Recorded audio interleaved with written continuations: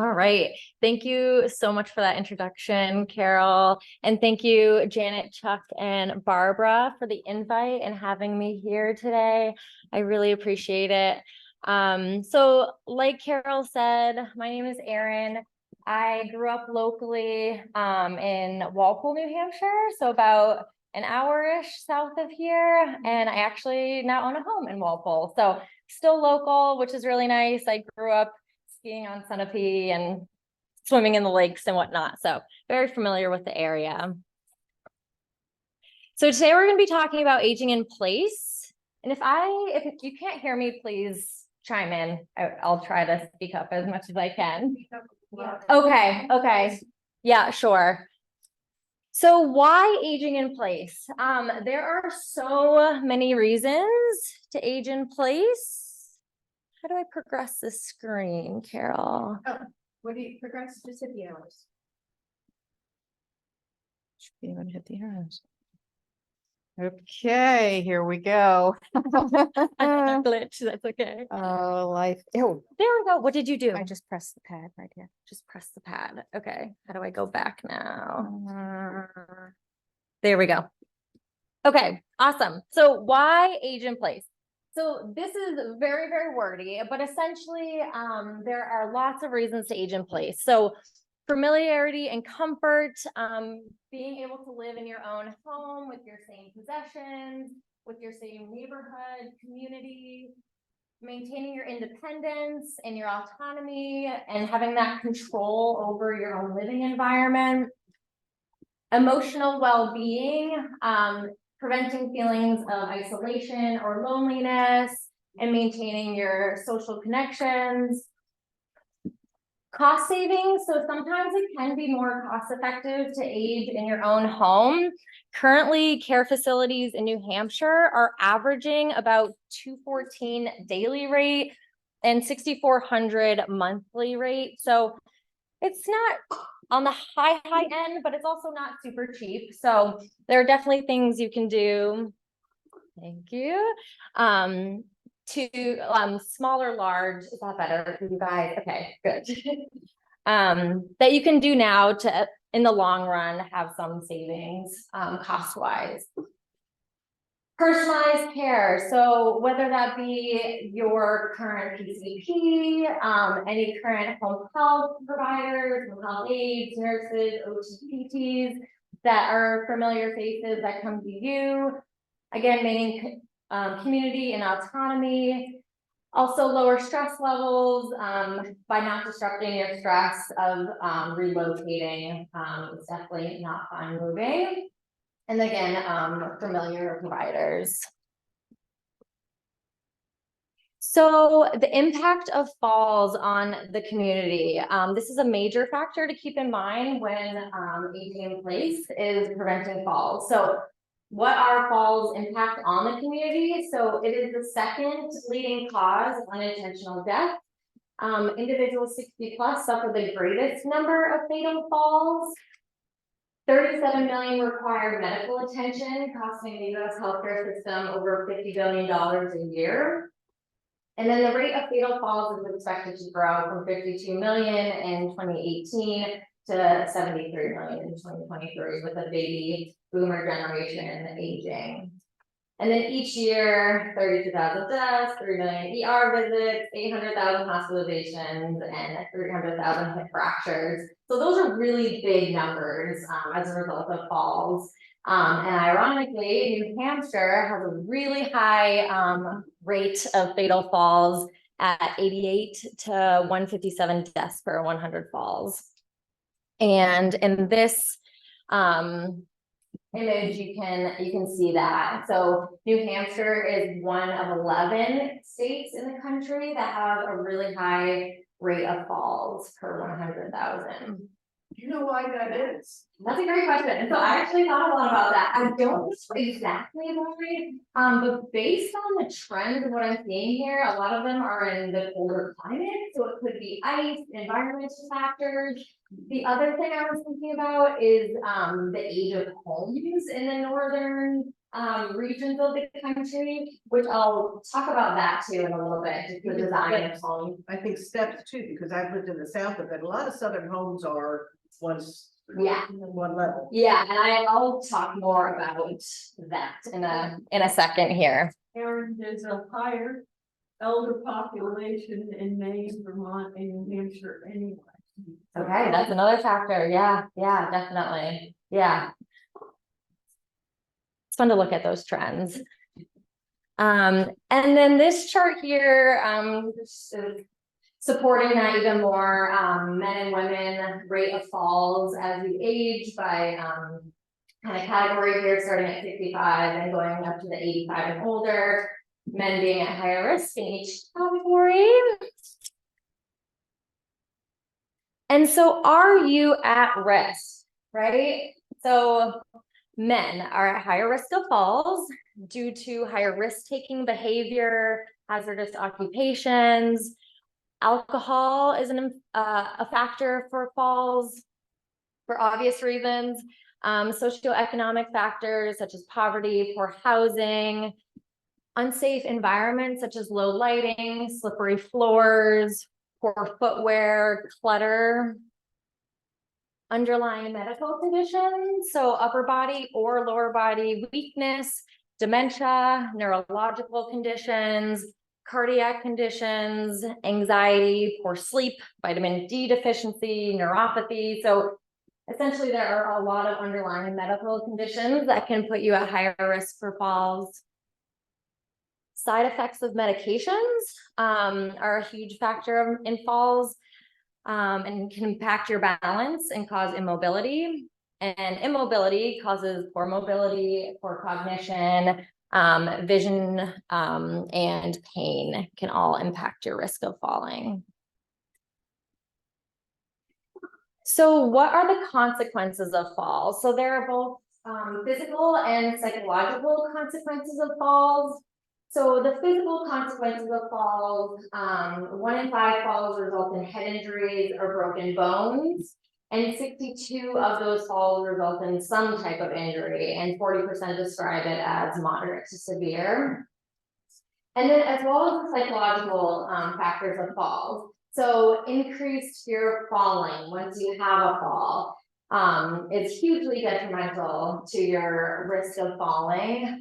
It decreases your social participation, your activity levels, your confidence, while increasing your anxiety, your perception of frailty, poor sense of well-being, reluctance to share falls with others, and PTSD. And all of those things limit your mobility, which increase your weakness, which leads to falls. So it's kind of this like cyclical vicious cycle of just like psychological factors of falls. So good thing to keep in mind. So prevention is key. So what can we do now to prevent falls in the future? So balance, gait, and functional training is really important to maintain kind of as you age. Staying active is really important. Keep moving. I see it a lot. People that retire just end up on the couch watching TV all day, and it is a quick decline for them. And individuals that I see that maintain their mobility and their activity really do have better outcomes.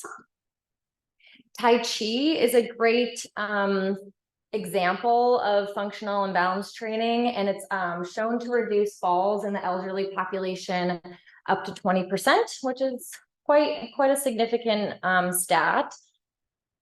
Home safety assessments, which I'll definitely get more into in a little bit here, to identify risk factors in your home, making home modifications, whether it's big or small. I was hoping the contractor was here today, but that's okay. You'll see him in 2 weeks, and he'll probably go way more into home mods from the contractor perspective. But we can work closely with them for the design and recommendations that are tailored to the individual. And then lastly, reconciling your medications. So are you taking the right meds at the right time? Are there any interactions between your meds? That can all be prevented with the right meds. So let's talk about what makes an accessible home.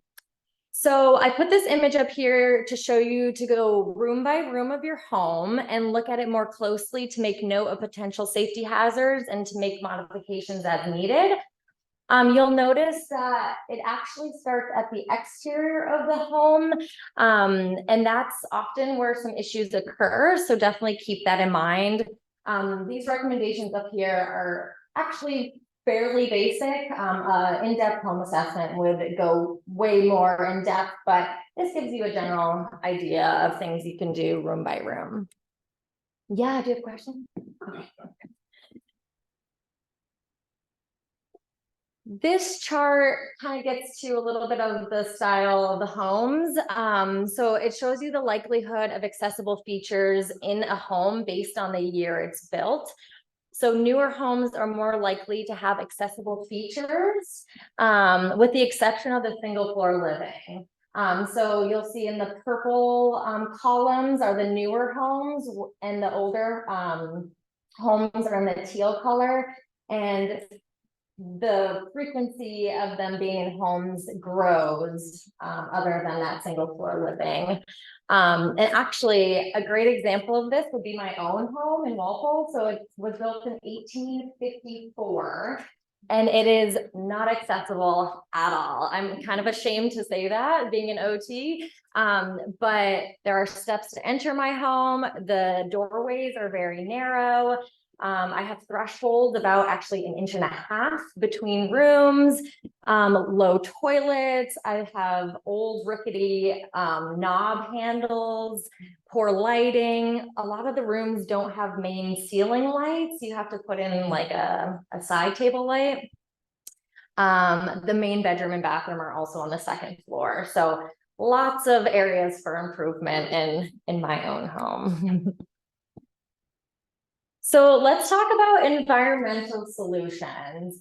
And this is not an exhaustive list. I'm just kind of sending out some highlights here. So again, starting at the exterior of the home, improving the home's visibility by installing ramps or incorporating it into your landscaping. So in that top right corner, you can see the ramp is just kind of designed right through the landscaping, and it's pretty aesthetically pleasing rather than putting in one of those aluminum ramps, which are also extremely functional and maybe a little bit more economical, but something to keep in mind if you happen to be redoing your landscaping, to throw that in there. And I'll talk a little bit more about the visibility of homes. So starting at the exterior, things to keep in mind. Having a 0-step entry is first and foremost a great place to start.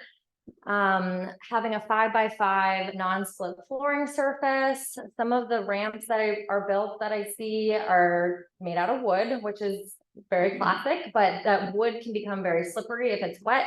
So keeping that in mind, like maybe applying a topper on it that has a little bit more grip and friction so you're not slipping. Having good lighting, places to put packages, like a little shelf maybe by your door or a little stand you can set things on.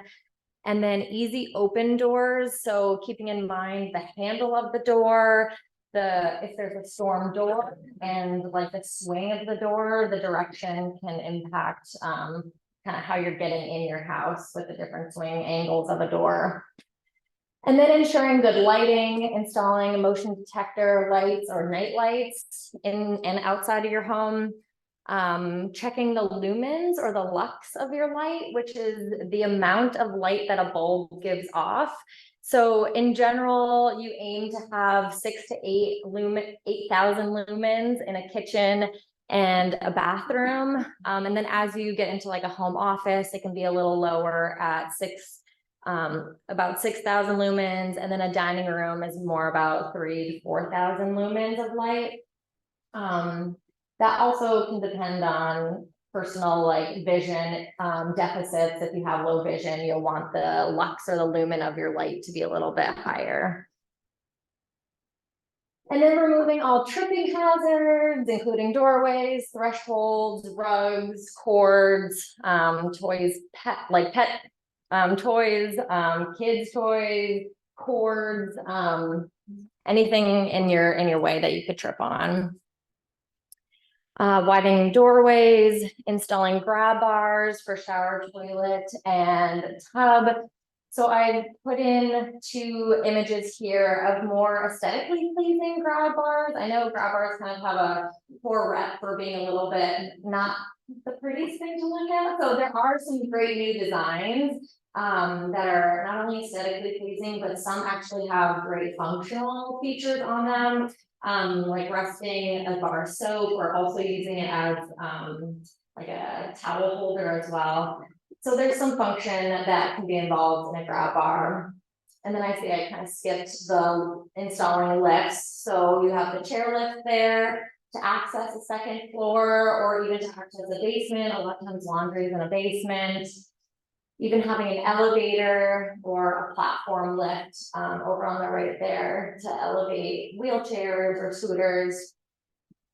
And then replacing knobs with lever handles. So examples of where that would be handy if someone had arthritis and had decreased range of motion in their joints, or poor grip strength, or had a recent wrist fracture. There's a lot of little nuances that come into a classic. Like, we think it's just easy to turn a doorknob, but for some people that can be a pretty challenging thing. So just small replacements such as the doorknob can make a huge difference.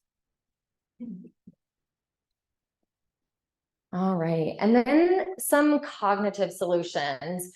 So we'll start in the kitchen. So there are now appliances that are automatic turn off. Induction stoves to prevent burns, stove knob covers, or even getting stoves that either have the knobs in the front or in the back, kind of depending on the need. If you're wheelchair level, obviously the knobs in the front are way safer than from a seated position trying to reach way to the back of the stove. So little things like that to keep in mind. And the placement of frequently used items in easy to reach places. So my general rule of thumb is kind of between shoulder and knee level. So easy to access things, pots, pans, plates, cups, silverware, those types of things. And preventing like the dynamic reach to a lower cabinet or like way up high. There are lots of new like cabinet models that you can install, shelves that actually drop down, or shelves that pull right out, that are way more accessible.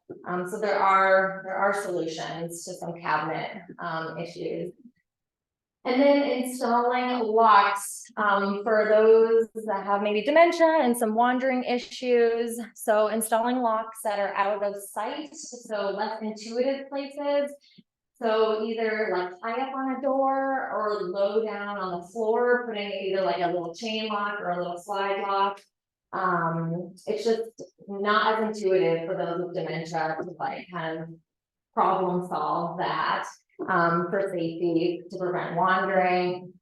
Removing locks on interior doors and keeping an extra set of keys is always a good idea. And then, of course, considering removing guns or other weapons or storing them in a locked cabinet, placing medications in a locked drawer or cabinet, or using an automatic pill dispenser, like that blue little guy right there. That is just one example. There are several automatic pill dispensers that are on the market. You can find with a quick Google or Amazon search. Definitely read reviews and see if it's what you need. And then programming the water heater to limit the temperature to prevent burns. And then again, I have installing grab bars for the shower, tub, and toilet, but this time you'll notice they are very fun colors in red, yellow, white, or chrome. And this time it's more for safety over aesthetics. The bright color that contrasts with the wall will make it more kind of automatic to grab for people with maybe dementia. So to make it just really obvious, like getting that visual cue of, oh, there's a big red bar here. I'm gonna grab that to help me stand up. And then further safety recommendations can be more individualized for specific concerns. And then some technology solutions. So these are really fun. So the first is your classic fall alert system. So there are lots on the market. There's Lifeline, there's Life Alert, Medical Guardian, Medical Alert, One Call, and the list kind of goes on and on. So that's a classic like necklace or bracelet that you would press a button if you fall to alert for help. Alexa is a great tool. A lot of the homes I go into have Alexa these days, and I personally think they're highly underutilized.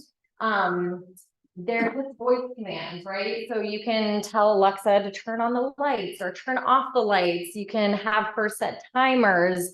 You can talk to her if you had a fall and say, hey, Alexa, call my daughter or call 911 if you have a fall. So just voice command with Alexa can be very effective.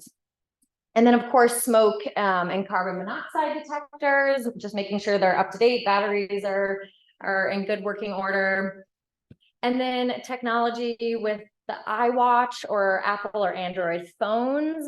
The Apple Watch, the new ones actually have fall detection, which is a great feature. I was really excited when I noticed this. So if you have a fall, it'll pop up this little notification that says, hey, it looks like you've had a fall, like should we call 911?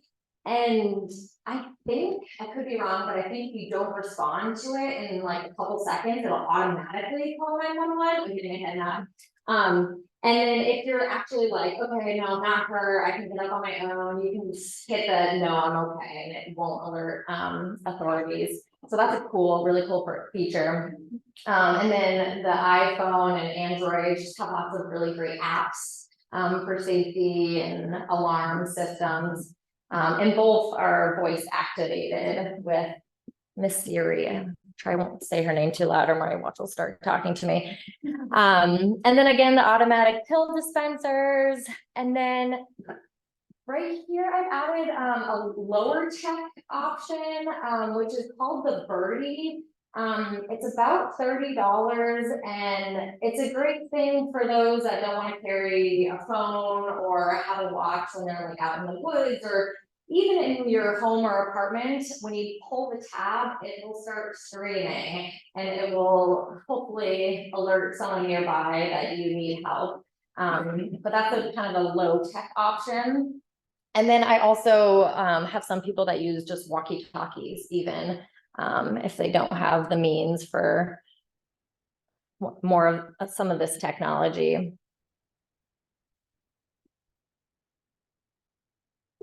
So why do we go through the trouble of taking the time and the money to make these modifications?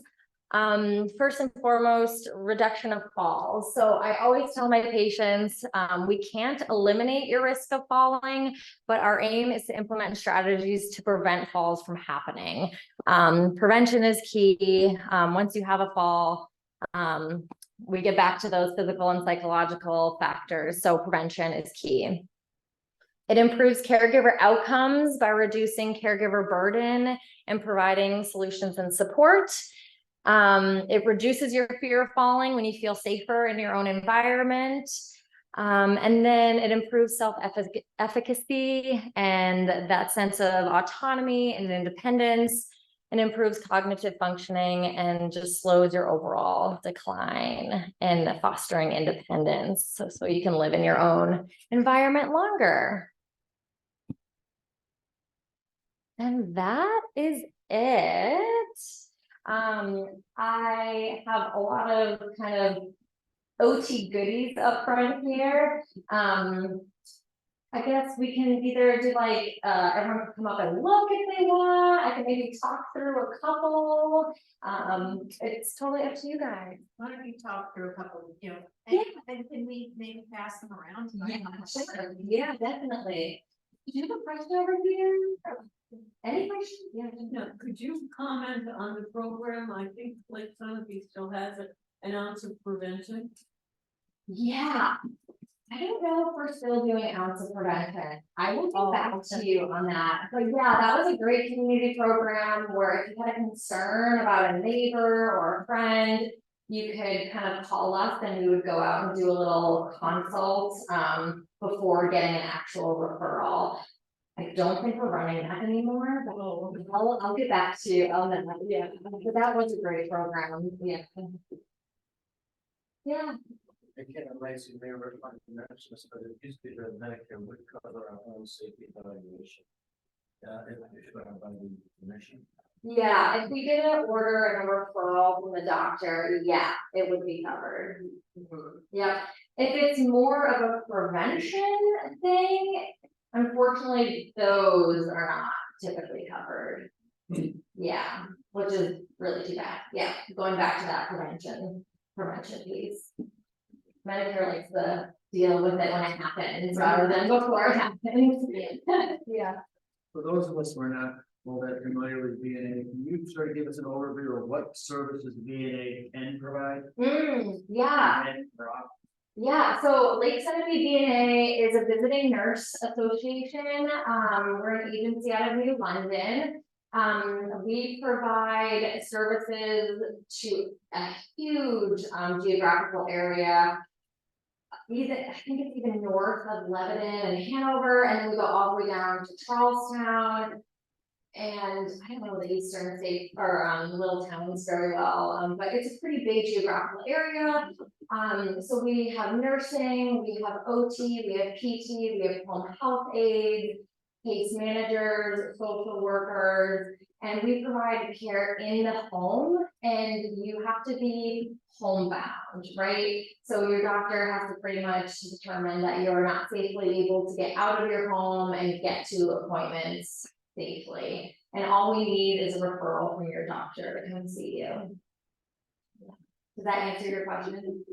So that could be post-surgery or end of life visits. Both, yeah, and we also do have a palliative and hospice program. Yeah, so if you have a hip replacement and come home, we are there for nursing services, for incision and medication management, vitals, and then PT for mobility, balance strengthening, and then OT for more of the like home safety, fall prevention, modifications, adaptive equipment. Yeah, absolutely.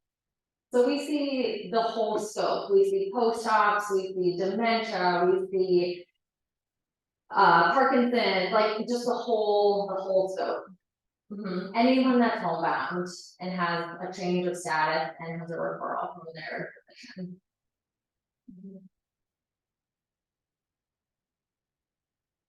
Any other questions? I can kind of get into some of this. Does that sound okay? So Chuck quickly pointed out this guy. So this is a suction grab bar, and I am on Chuck's team and am not a fan of suction grab bars. There are some instances where I will give the okay for this, but I actually mostly carry it in my kit just for kind of practice and simulation and testing out where a grab bar would be best for somebody, like in their tub, and we can kind of simulate just like sticking this on the wall and seeing if it would work for them. But they do definitely pop off. I've seen it in person, and I've been sitting in someone's living room and just hear them clamor to the ground. So they do pop off. But people with really good balance and stability and strength, sometimes I'll give them the go ahead to use it just for that hand hold stability, not for pulling on. It's just that like hand hold. And I always recommend like giving it a good little test before you use it. So that's the suction grab bar. But yes, the screw-in grab bar is definitely always preferred. We talked a little bit about the construction aspect of that, and hopefully in 2 weeks he'll talk a little bit more, but you want to be screwing it into a solid backing, so you might need to be getting a contractor to add some blocking if your walls don't have that, so you're not just screwing into drywall. That won't hold a screw-in grab bar. Let's see. A label maker is really handy to label cabinets or files. So I keep this in my toolkit. Dyson is a really good tool. So typically it's actually blue, so I'm not quite sure why this is yellow, but it comes in a big roll and it's this sticky material. Like, that's gonna be out, yeah. And it's not sticky, I should say, it's tacky. And it's a great material for opening jars, anything you want to have an extra grip on. I also use it on table surfaces, like putting it on your counter or table so that bowls and plates don't slide around. I use that with people like post-stroke patients that have hemiplegia that can't grip a bowl while they're like mixing. I'll put it on the table so that things aren't sliding around. So that's a really great tool. Where do you get it? You can get it online. I think Home Depot also carries it. It's not super cheap, which is unfortunate. That's why our office just get the roll and we just cut off little sections. But yeah, it's called Dyson, D-Y-C-E-N. Dyson. These are little automatic lights that you can put in hallways and they're motion detectors. Plastic pill planners are great for just keeping pills organized. I also like them because it gives you a good visual cue of have I taken my meds this morning, and even sometimes I'm like, oh, did I take my vitamins? Yes, they're gone, they're not in there, so yes, I took them. And then there's like AM and PMs, and then there's also like 4 times a day, like in morning, noon, evening, and bedtime for people that take higher frequency of meds. Painter's tape is one of my most favorite, easy, low-tech solutions. This is great for like doorway thresholds. Again, just that visual cue. I like it. Again, in my own home, it's just wood floors, so it all looks the same level, especially if someone has some visual deficit. Having just a blue little strip can kind of cue you, oh, there's a little lip I need to step over there, so you're not catching a toe. I also use this for just some visual cues. People that have trouble with temperatures on a shower, I'll put 2 little like tabs so that they can line it up so that they know that's their perfect temperature, so they're not kind of playing with the temperature control of their shower. It's kind of good for a lot of little random things, so I carry this all the time.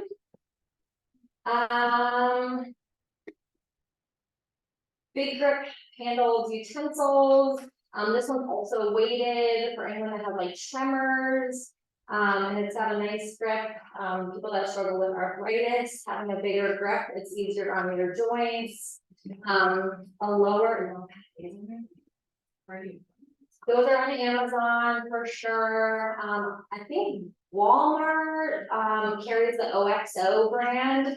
I know OXO has some larger grip handles. I'm not sure if they're weighted. And then some lower tech and lower options is just foaming. Again, you can get this at Home Depot with different size, like inner diameters for depending on what you are wanting to put it on. And these are nice because you can like take it off of one thing and put it on another, whether it's like a feeding utensil or like a writing utensil, like a pen or a pencil, you can put these on. Where do we find these again? Those are just like a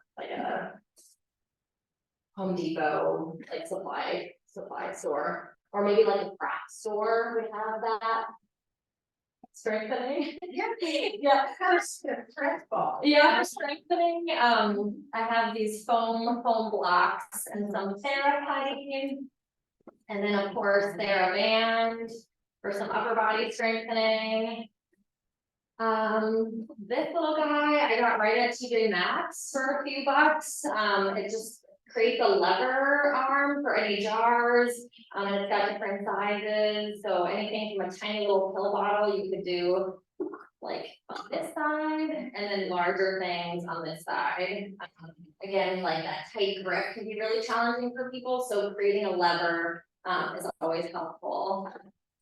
And then even foam puppy paint from the craft store is great for some tactile cues.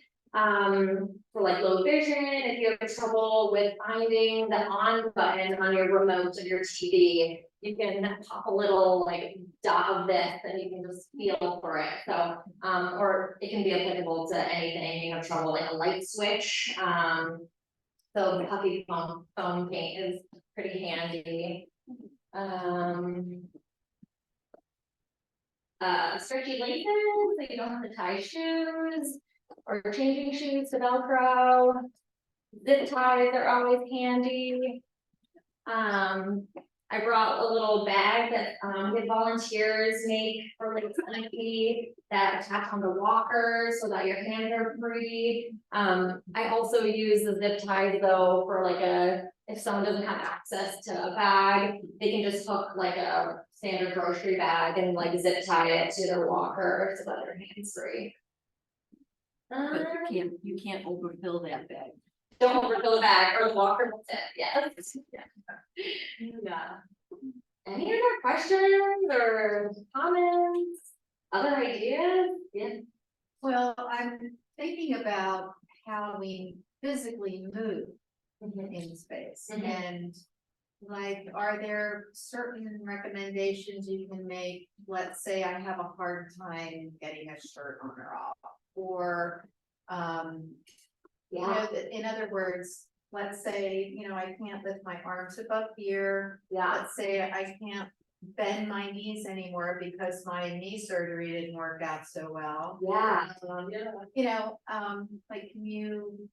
Yeah, those talk are about that at all? great OT questions. Yes, I even have it in my car. I wish I brought it in my kit, which is a cluster of tools for like lower body dressing. So if you have flexion problems, like reaching down to your toes, whether it be joint issues or post-op, reachers are great tools, dressing sticks, sock aids, things that can kind of essentially extend your arms so that you can reach your feet are great tools. And then dressing, kind of depends person to person. Sometimes it's working on range of motion, but sometimes it's making more modifications to maybe even the clothes you wear or how you put them on. So like stretchier materials are a little more forgiving, a little bit bigger so that it's not super tight, because the tighter it is, it's more difficult on your shoulders. Or I even the other day was chatting with a lady about getting a bra on, and that typical like clasp in the front, rotate and sliding your arms in was not working. So she tried clasping the bra and then pulling it up over her feet and on, and that was a great solution for her. Or even clasping the bra and going over the head sometimes, depending on the person. So either like modifying just the way you do it, thinking outside the box and putting a bra over your feet, it doesn't seem like the go-to way, but sometimes making those little changes can really make you independent and getting a bra on that you couldn't get on before. Or like maybe switching to one of those more nylon athletic bras that have a little bit more forgiveness to them. I'm talking years of working with handicapped people.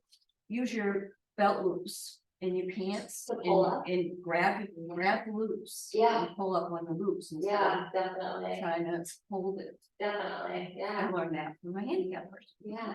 Do you recommend, and or have any recommendations for DVDs like the chair yoga and exercises that are more appropriate?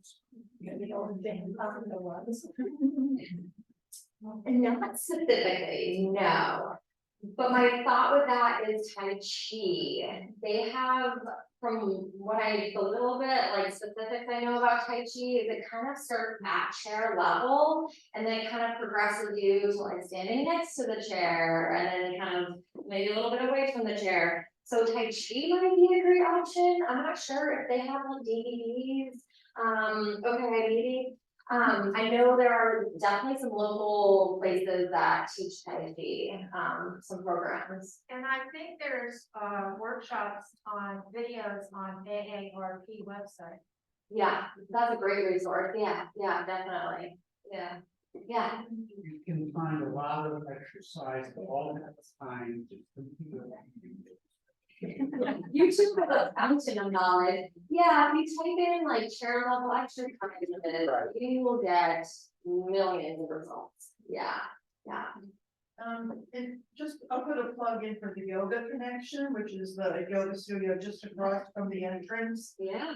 Kristen McGee is a teacher now, and she offers 2 gentle yoga classes that are really gentle. It's not, don't think it's yoga, I mean, it's really for people with injuries and elderly, you know, one that's in the chair, and she's wonderful about working with Yeah. the group, you know, whatever your issue is. I mean, really good. Yeah, And that's it's, great. even though it says, you know, gentle yoga can be just easy, this is really therapeutic. Yeah, that's Yeah. great. It's, A lot of those classes, it's and like, it's right here. yeah, it's close. Yeah, I mean, a lot of the classes I teach, it's like you show up and you do what you can do and what you're comfortable with, and they'll make modifications, so. Beyond that, Yeah. the gentle class is really. Really easy, okay. For people with injury. Yeah. limitation. Oh, that's great. So let's say I'm falling. Mm. Is there a universal way that's easy for people to get up, provided they didn't crush their knee to pieces or anything like that? Yeah.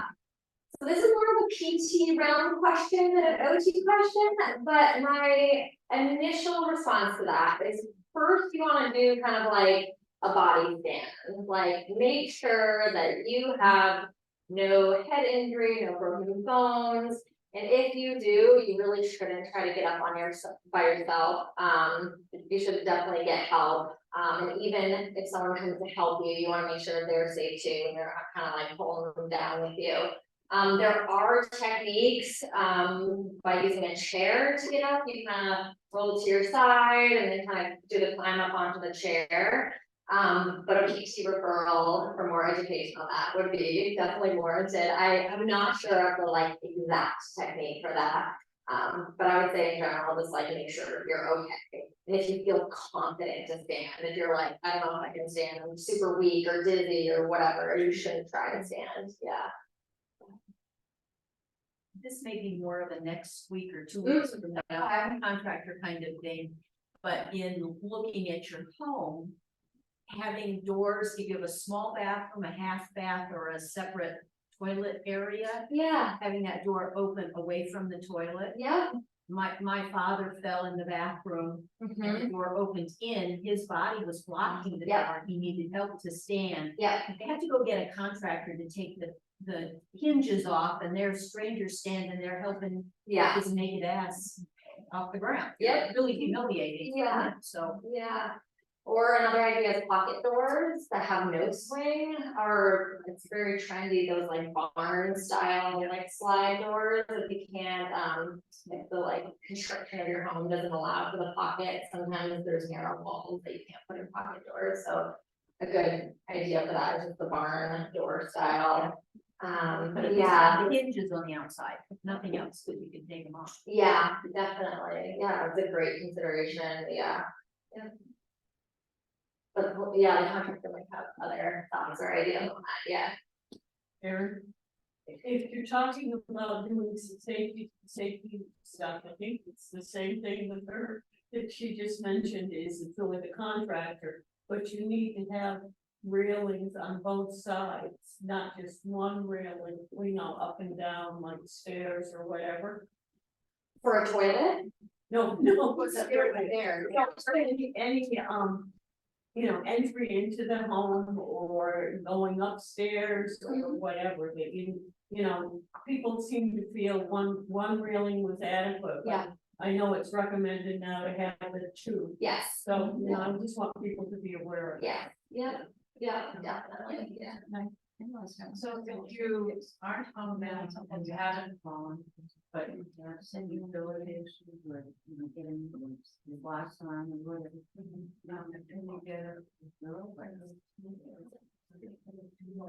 Not really. Yeah, you could find a private pay OT that does consulting, would be my answer to that, but.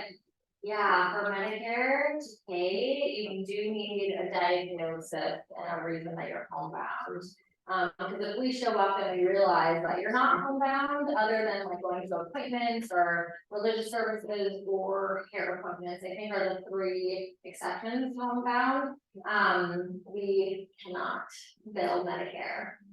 And can you refer to private OT, you refer, and you get it from your primary care physician? Yeah, we typically don't, but the primary care might have some ideas. Yeah. Down the road, I'm hoping to start some private consulting, so, yeah. Please repeat the questions because I couldn't hear. Mm, So therefore I didn't know what you were responding. Yeah, do you want to say your question? You're exactly. Huh. If you're not homebound and you haven't fallen, but you do have some limitations, that create a problem with getting dressed or whatever. And you get OT services to help out with that. And essentially my answer I was, got great. yeah. Yeah. But your answer is the Visiting Nurse Association wouldn't do it, but I think the question is. Look, can you have other, not private pay? Is there something in between private pay and Visiting Nurse Association? There may be initiatives that are coming up in the future. And, so the problem with what you're describing are, this is a real issue. Yeah. The way Medicare was designed in 1965 was to basically pay for care around hospitalization. Everything that has since then, the therapy, OT, the nursing, etc., is sort of built around an acute serious illness. There's a lot of innovation going on right now, and people are going to have to raise their hands and speak up to the state of New Hampshire Department of Health and Human Services to say, look, let's take advantage of the state of some of these new innovative programs that are trying to change that. Medicare will eventually, by the way, this is not covered by Medicare Advantage or regular traditional Medicare, although there is some legally, clinician and the BNA can sometimes get folks out there, even if there hasn't been, certainly if there's not been a hospitalization. If there's been a documented fall and a high risk. Yeah, there's some little loopholes, but they're not easy. They're not easy. Yeah, And yeah. it's really never writing to AARP, writing to DHHS in New Hampshire, that why wait for the injury? Every other nation on earth has preventative services that because it's a lot more cost effective to prevent the hospitalization. Right? Very much. So it's really some lag time of 50 years between the development of Medicare and appropriate home services. Yeah, and along with that, yeah, there is just a huge gap, right? Like, why are we waiting for an injury to get services? Like, it really doesn't make any sense. I know there are some like pre-med programs for operation, like if you're getting a joint replacement, they are starting to cover like prehab. So getting some exercises and strengthening before your surgery. But those are new services, so they haven't gotten to the home yet, unfortunately. But some people might not consider or know about, I didn't, VA services, Veteran Administration Services. Now this was in New Jersey with my father. We bring him to be evaluated, he's a Korean vet and, Korean War vet, and they evaluate him and they said, okay, he's right now in his situation and his ability, he deserves, he's, eligible, thank you, for 10 hours of services. So we have a home health aide come, helps bathe him, once a week, does some light housework. Make sure he takes his med, make sure when he goes to the restroom, everything's all, and it's paid for by veterans benefits, it's not charged. So it's something you do have to be evaluated, or at least in the state of New Jersey, but it is. Okay. Yeah. And he has to be reevaluated, I think, every year. And we had to take him to, you know, a VA hospital to have that done. But, they were very welcome and they were very, very nice and, you know, wanting to help. So they do a large, even if they provide nursing, if he was bedridden, you know, anything like that, so. If we're veterans, please use the options. Yeah, my experience with the VA patients as well is when I have an equipment need, like some transfer bench or a shower chair. It is in the mail and in their living room in like 2 days. It's like very quick, so the VA is a great resource, yeah. Do you have it here in New Hampshire, is there Meals on Wheels? Cause my mom is, the time she turned 100, before it's turned 102. She used Meals on Wheels for one the other day, it was wonderful. Yeah, so our Meals on Wheels, definitely. I don't know the Meals on Wheels resources up in this area. I'm more in the Claremont, Charlestown area. So Sullivan County definitely has a robust Meals on Wheels program that's out of their senior center. And you just need to call, I think you send in an application and they call you kind of asking about some of your financials. And I think there is a wait list right now, at least in Sullivan County.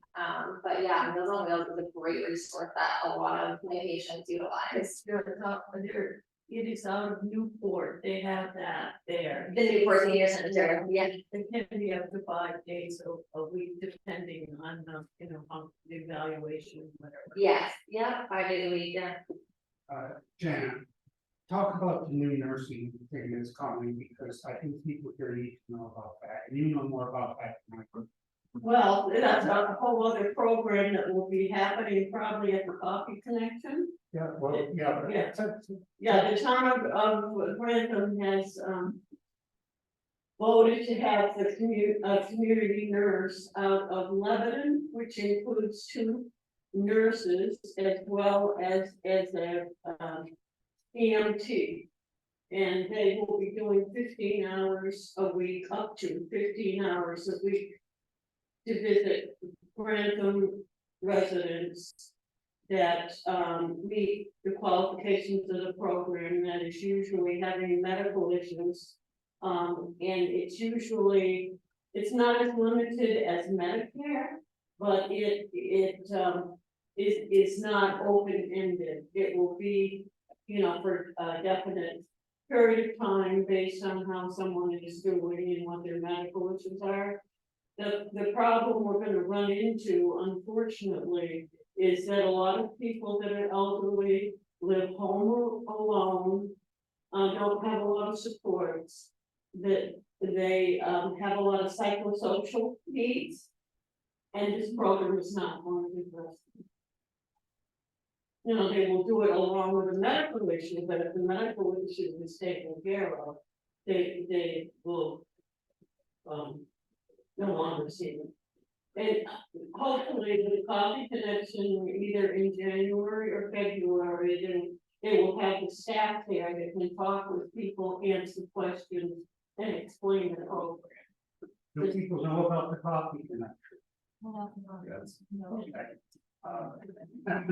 I don't know. Yeah, it's done monthly at the Grantham Town Hall on the bottom level. From 10 to 12:30, no, 10:30 to 12, sorry about that. And it's to have people socialize with each other, get updated on community things. There is coffee, there's baked goods, they've had some small programs, but very beneficial programs. We had our Representative Brian Sullivan there one week or 1 month. They had the representative from the PTO there this month, explaining the program and that they were looking for some volunteers and all the things they did. So it really is a great opportunity to meet people in town, meet the town selectmen, the policemen, whatever, who's ever available, and I really have to recommend it to go to. And it comes out in the Grantham listing, the beginning of the month, I believe. Yeah, the town listing that had lists all the events and things that are going on, so. I take someone who's 91 to it, and she just loves it, so I think it's really a great move by our town to support people, especially, we'll see about the winter, how that goes. So, And if you don't get that random newsletter, if you call town hall, Yeah. you can get put on their list, so. Yeah. You get the newsletter every month, I think it's about monthly. yeah, It just goes up to your email. well, and the only problem with that stuff is there's some of these people that are not online at all. Get that. Yeah, so that's a problem, but yeah, it's very acceptable online.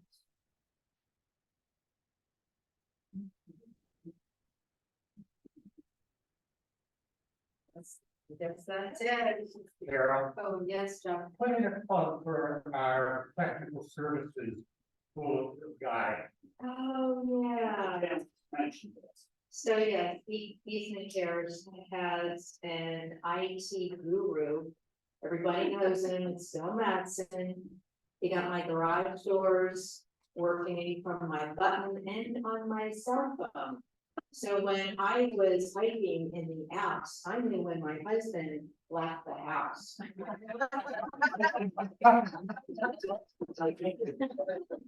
Yeah, really. We may or may not want that.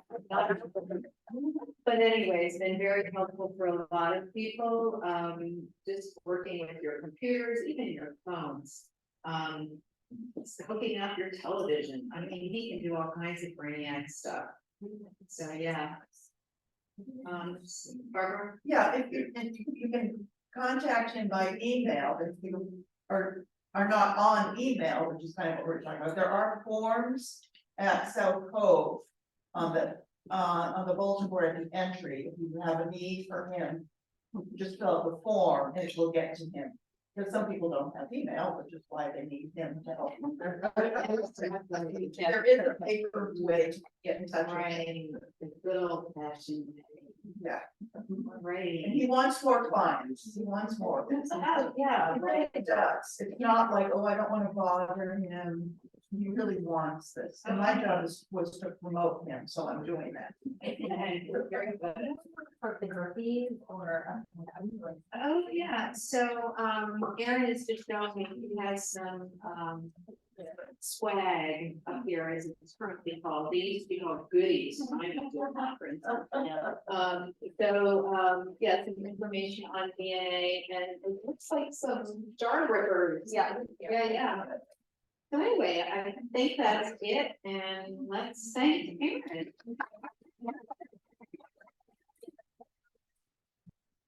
Yeah, how about a show of hands, for any of you who might come in 2 weeks from now, November 3rd. Good, okay. Gotcha. Oh, you're counting. I was counting total. Who was. Oh, 225. Okay. Yeah, so good, well, thank you, everyone. Safe travels with train. What's doing that rate? Yeah. I know.